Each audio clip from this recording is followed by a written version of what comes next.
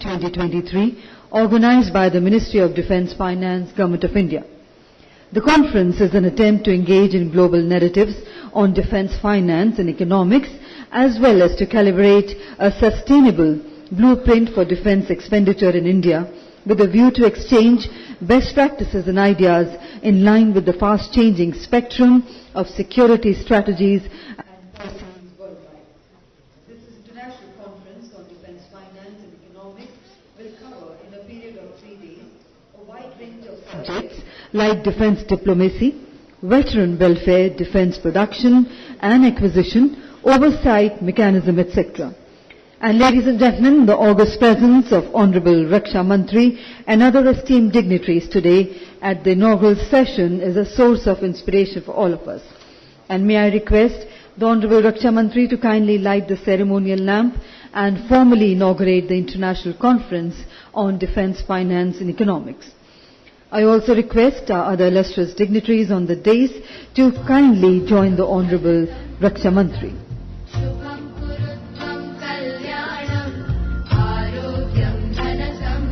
And let's put our hands together on the ceremonial inauguration of this international conference. We thank the Honorable Raksha Mantri ji for doing the honours.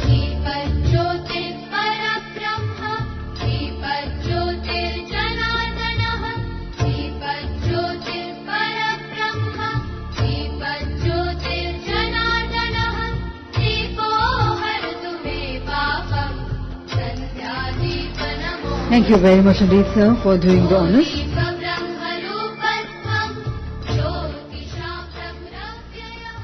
Ladies and gentlemen, Honorable Raksha Mantri ji stated during a recent event that the defence industry is going to be the sunrise sector of Indian economy.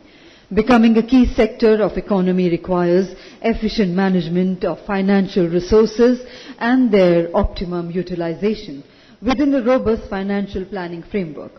The Finance Division of the Ministry of Defence, dealing with the matters having financial implications in the Ministry of Defence, plays an important role in the efficient management of resources. The division is headed by Financial Advisor Defence Services. And I now have the proud privilege in inviting Srimati Rasika Chaube, Financial Advisor Defence Services, Ministry of Defence, Government of India, to kindly deliver the welcome address. And ladies and gentlemen, please put your hands together to welcome ma'am.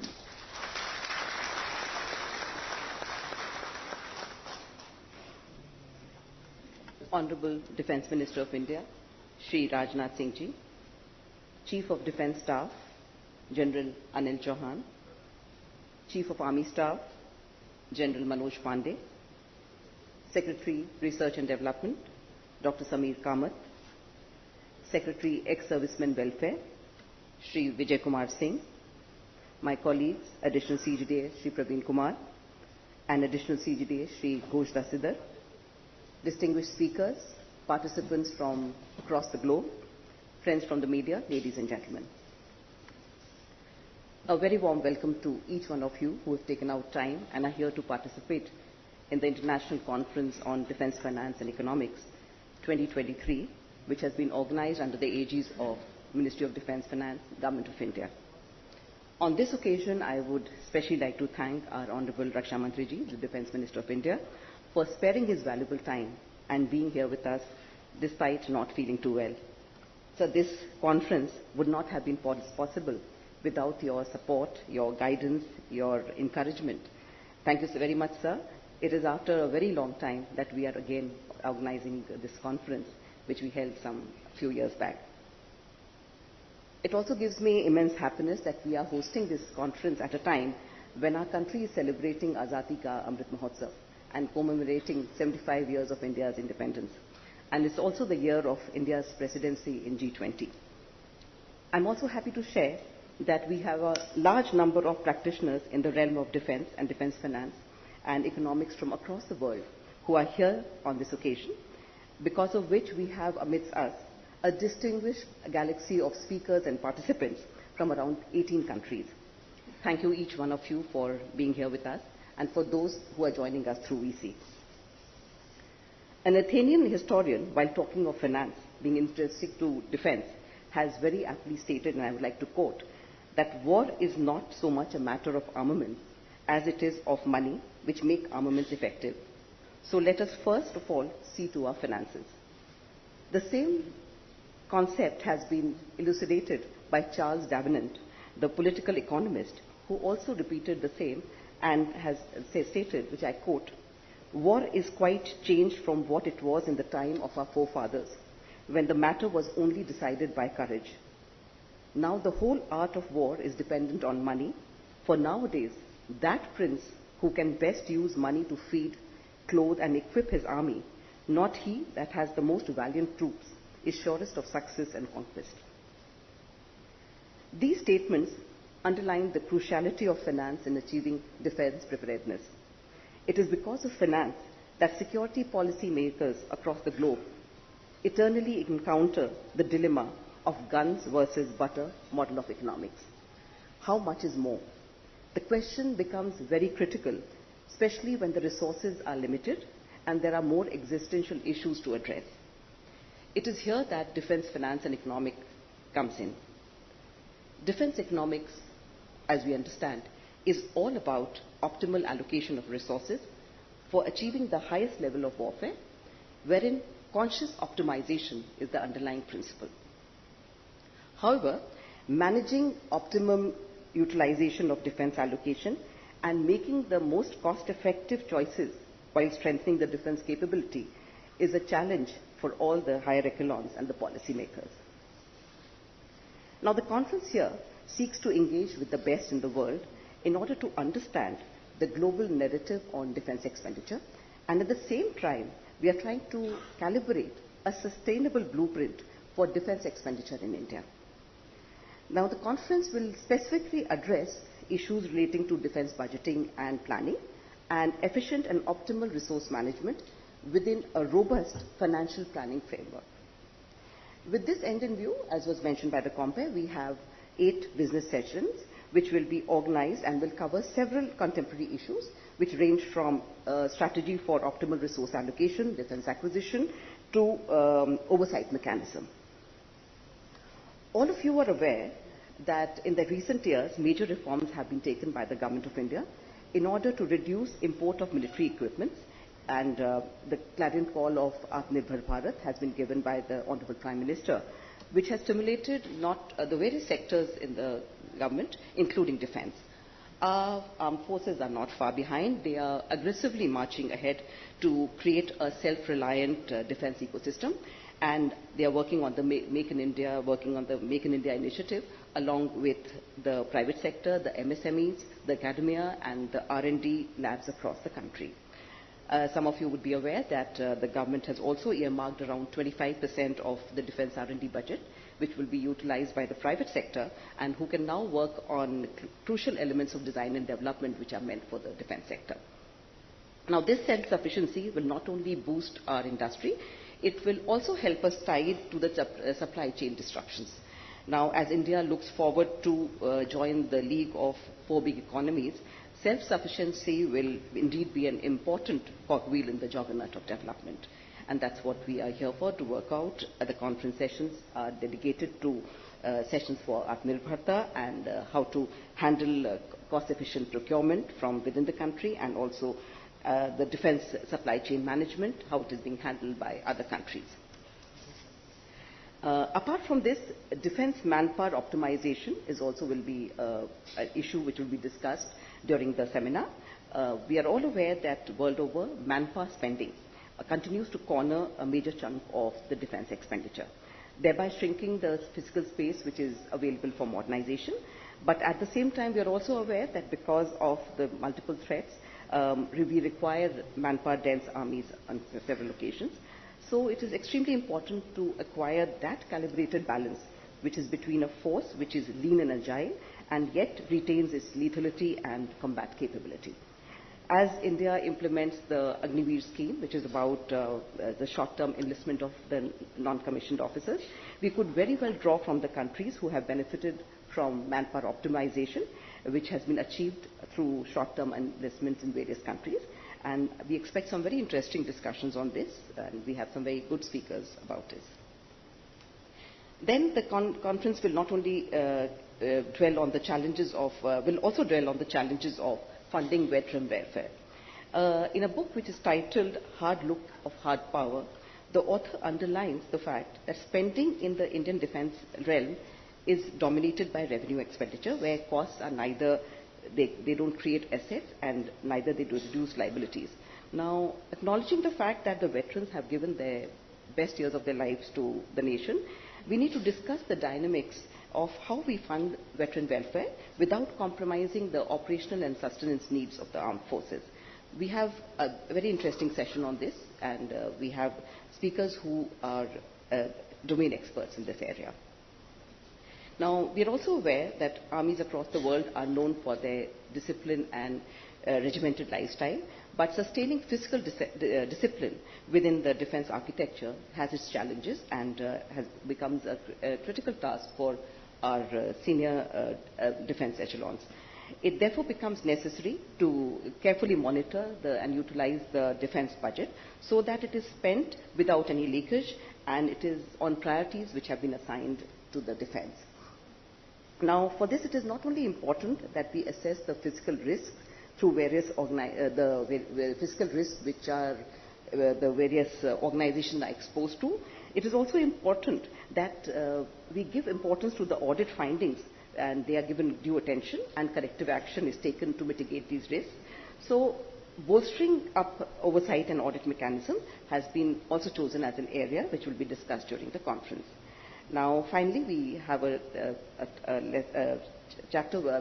session on defense diplomacy, wherein all countries, including India, seek to deepen economic and security cooperation with friendly foreign countries. So, here I would be happy to share that export of Indian manufactured military hardware has increased manifold. Six-fold increase has taken place from 2017 to 2021. And we look forward to some ideas to give a further fillip to our export trajectory. And that is when we have also met our own domestic demands and how we can cater to the demands of the friendly foreign countries. Now, to sum up, I would like to state that the conference aims to bring together the distinguished domain experts in the field of defense finance and economics, both from India and abroad, with a view to exchange and understand the best practices which are available there, the experiences they have and the expertise they have, and so that we can benchmark our processes to international standards wherever need be. And last but not the least, sir, we also expect that we would set the stage for collaborations with international institutions, with foreign governments and global leaders in the space of defense finance and economics, so that we can bolster the government initiative on indigenization and self-reliance in defense, which is in line with the agenda of Vision 2047 of the government and G20. Once again, on behalf of the Ministry of Defense Finance, I extend a very warm welcome to all the participant delegates who have joined us today and all the think tanks who are also here. They are represented in large numbers and will participate in deliberations. And we expect to have very good discussions, and I hope we have a memorable experience and you also go back with a very good impression about what has happened in this conference. Thank you very much. Jai Hind. Thank you very much indeed, ma'am, for the insightful address, your warm words of welcome, and setting the context for the next 3 days of this international conference. And ladies and gentlemen, we now present before you a short video on the Ministry of Defence Finance and the Defence Accounts Department.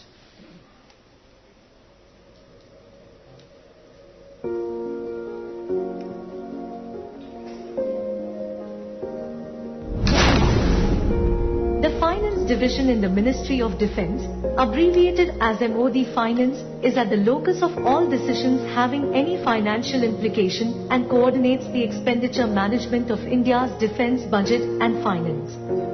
MOD Finance is responsible for providing professional and holistic financial advice in all defence matters having a financial bearing.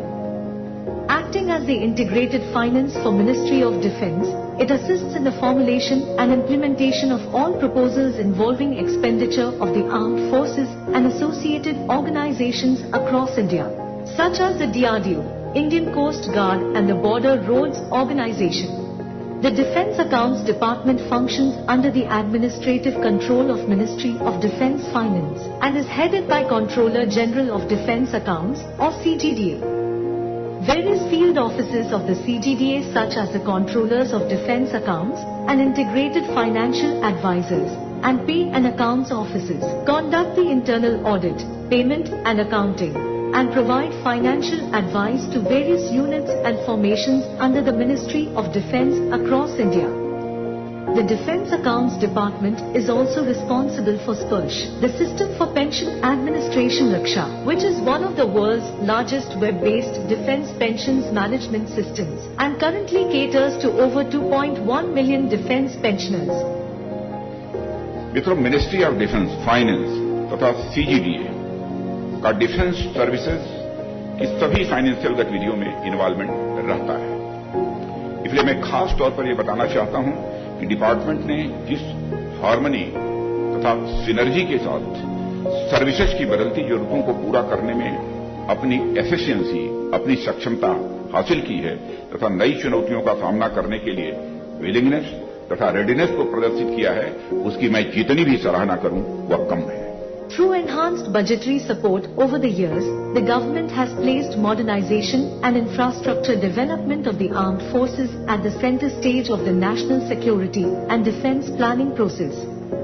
Towards that end, strategic and operational outlay has been increased significantly in the Union Budget of 2023-24 by nearly 44%, and this expenditure is expected to close critical gaps in the combat capabilities and equip the forces in terms of ammunition, sustenance of weapons and assets, military reserves and more. This budget has also sustained the thrust on Atmanirbhar Bharat and Make in India by continuing an upward trend in capital outlay.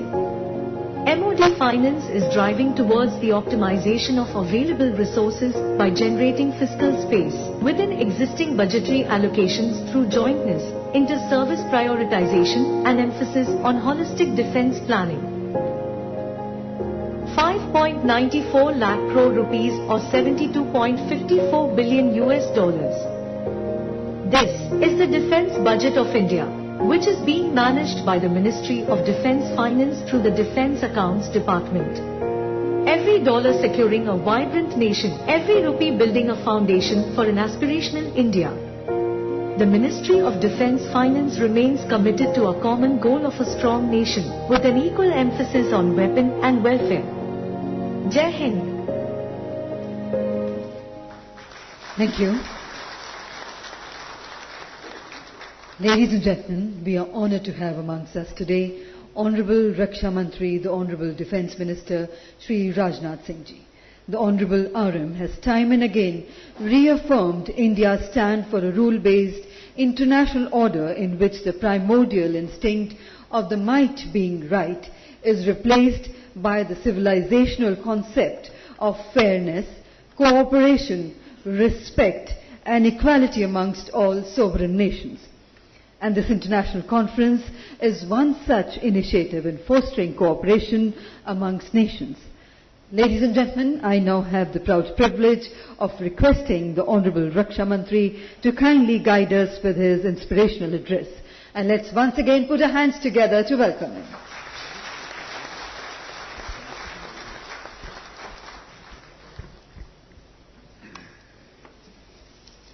Chief of Defence Staff, General Anil Chauhan, Chief of Army Staff, General Manoj Pandey, Secretary ESW, Shri Vijay Kumar Singh, Dr. Samir V. Kamath, Secretary DRDO, Mrs. Rashka Chaube, Financial Advisor, Shri Yasji Dastidar, Additional CGDA, distinguished policy makers, academics and government functionaries from India and abroad, friends from media, ladies and gentlemen.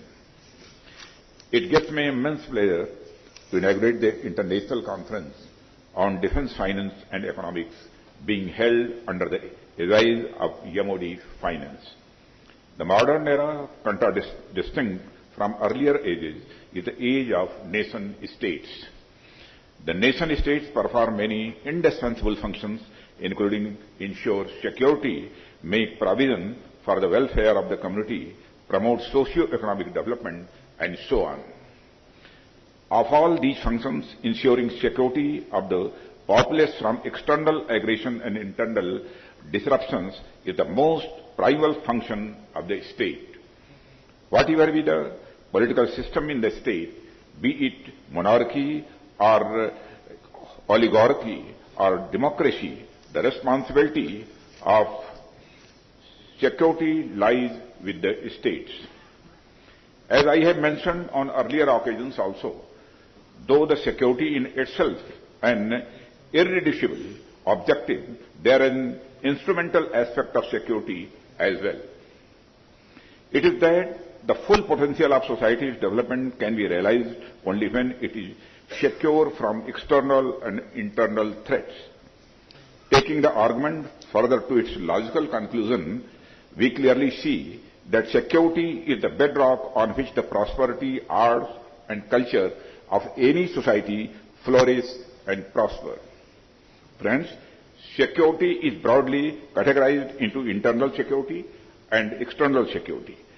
The responsibility of external security lies principally with the defense forces of the country, and however, defense forces require a superstructure of defense ecosystem involving research and development organization, defense production industry, soldier welfare organizations, etc.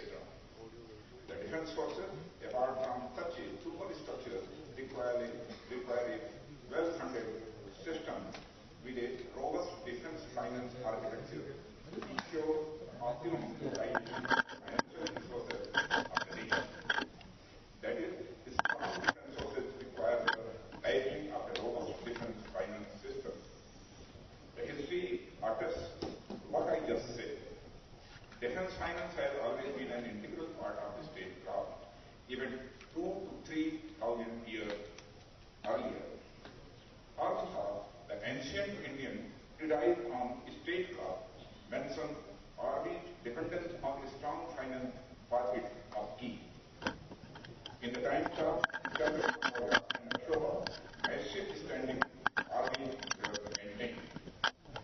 Its interlude means that how their finances were being managed at that time. All I can say is that their system of defense finance must have been very efficient. Friends, while we are still talking about historical facts, let me point out to you something more about the epoch-defining significance of the system of defense finance.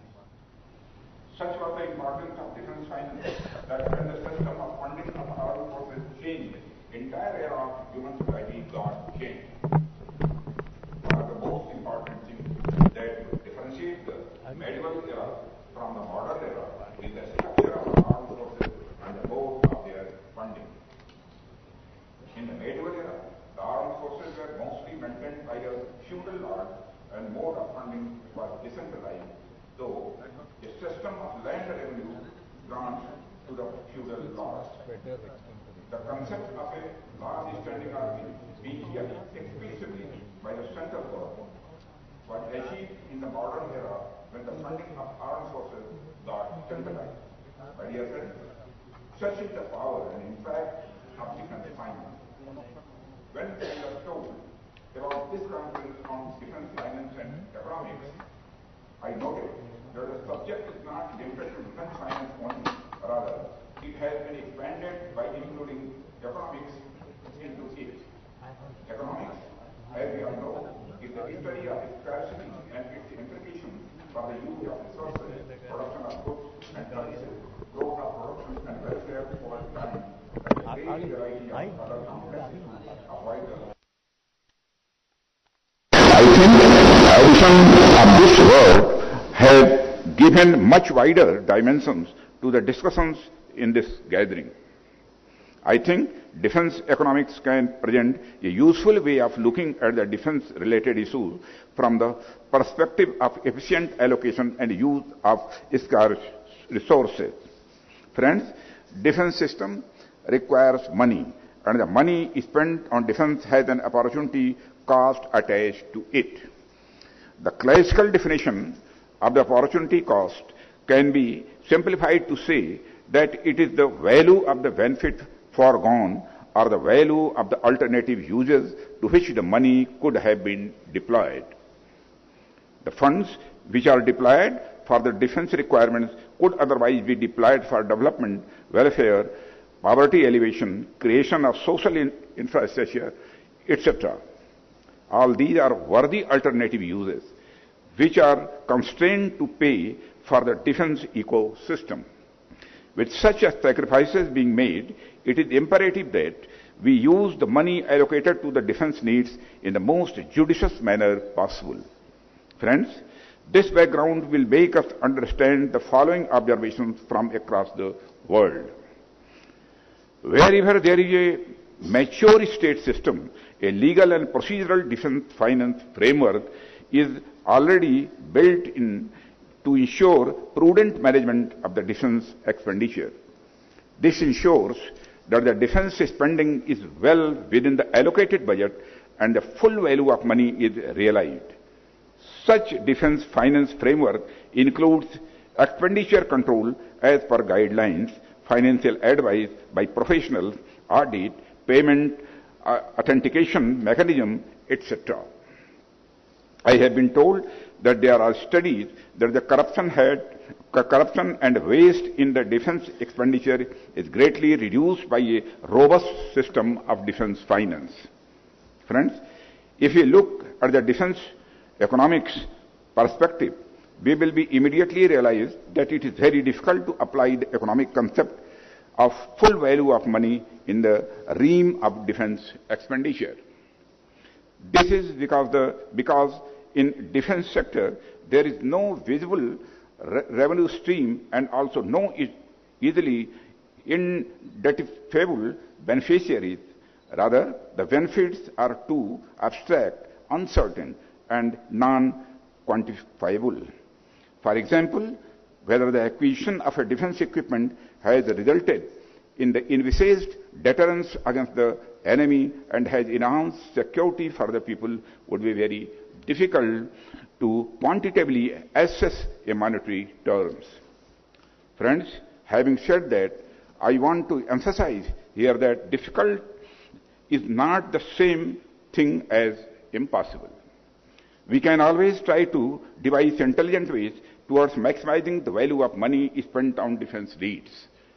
For instance, in the case of procurement of defense platforms or equipment, either under capital or revenue route, the gold standard of open tender should be adopted to the extent possible. A competitive bid-based procurement process which is open to all is the best possible way to realize the full value of the public money being spent. Of course, there would be some rare cases when it may not be possible to go for open tender process. However, such instances would come under exceptions, and exceptions should not become the rule. The rule of competitive bidding through open tender must be followed in the domain of defense procurement. Friends, to have a fair, transparent, and honest system of defense capital and revenue procurements, we must have comprehensive blue books codifying the rules and procedures of procurement of defense equipment and systems. In our case, we have formulated such blue books in the form of Defense Acquisition Procedure DAP 2020 for capital acquisition and Defense Procurement Manual DPM for revenue procurement and delegation of financial powers to defense services. These provide rules and guidelines as well as procedures for capital and revenue procurement. These manuals play a very important role in ensuring that process of defense procurement is rule-bound and follows the principles of financial propriety. Since these manuals are also critical, they need to be carefully crafted by defense finance and procurement experts in consultation with all the stakeholders. And this needs to be a continuous exercise so that these documents are dynamically updated, incorporating new rules and procedures as and when required.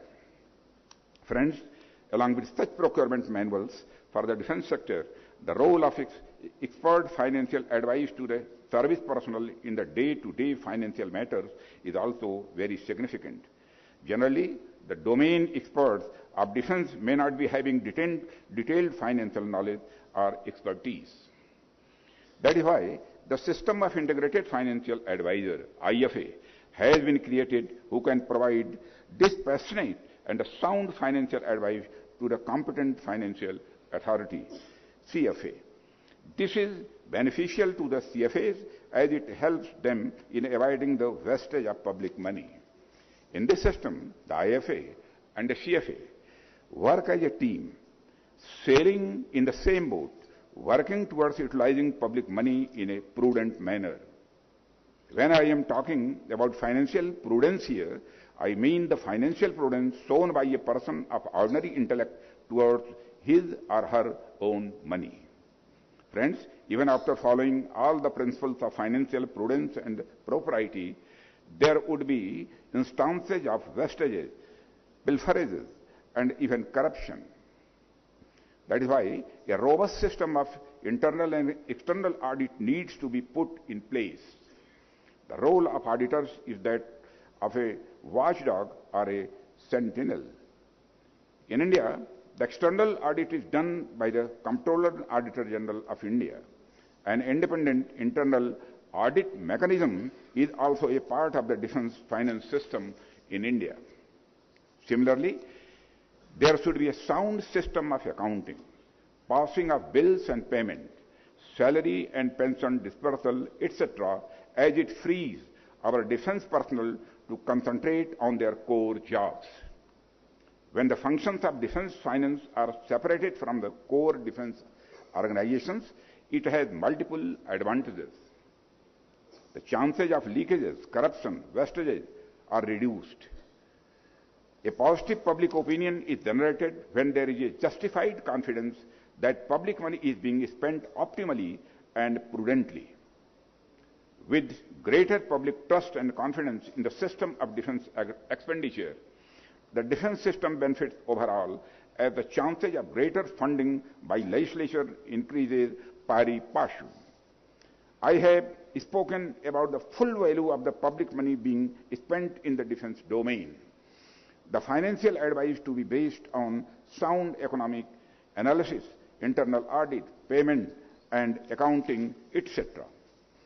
If I may comprehensively sum up the things I have spoken about so far, the central idea is that defense establishments like Army, Navy, Air Force, defense research organizations, etc.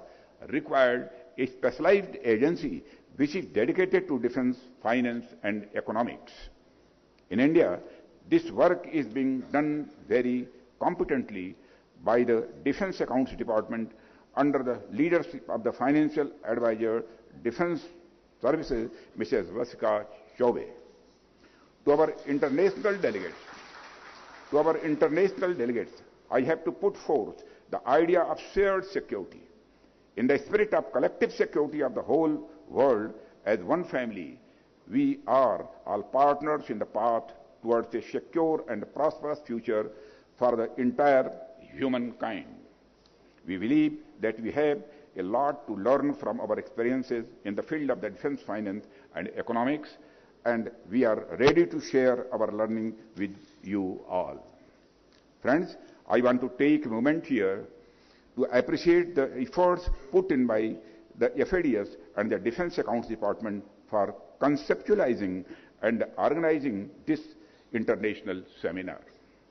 I hope that this international conference on defense finance and economics will provide the participants with a platform where they would be able to acquire a better understanding of global trends in the process of defense expenditure and learn from each other. I thank our guests from across the seas and across the borders for joining us. I am sure we will be enriched by your presence and hope that you will enjoy the Indian hospitality. My best wishes for the seminar with these few words. Jai Hind to all.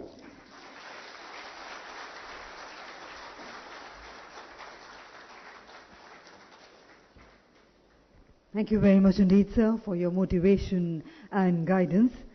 We will endeavour to follow all your directives given to us. And now, ladies and gentlemen, I would request Srimati Rasika Chaube, Financial Advisor, Defence Services, to kindly do the honours of presenting a token of our gratitude to the Honourable Raksha Mantri.